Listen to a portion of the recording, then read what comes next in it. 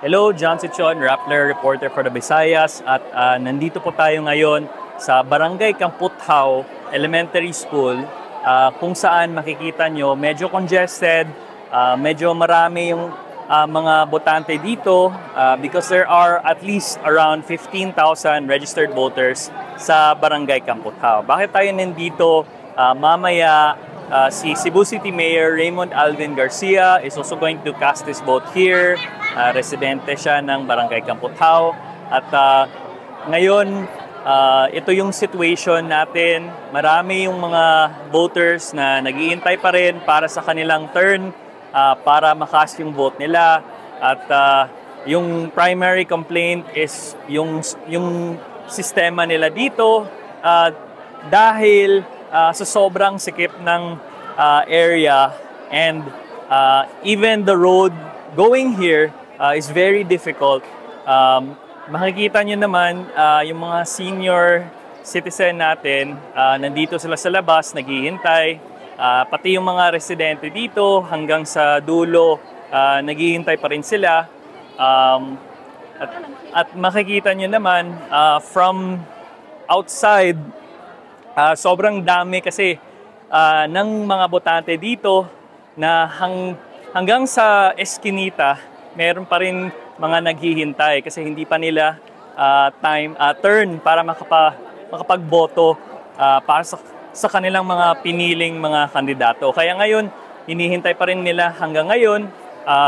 But later on, other local officials, barangay captains, and leaders are also going to come here and cast their votes as well.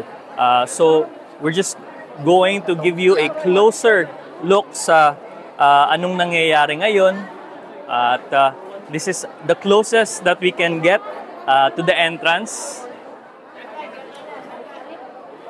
So it's very they're very close together. They're still waiting.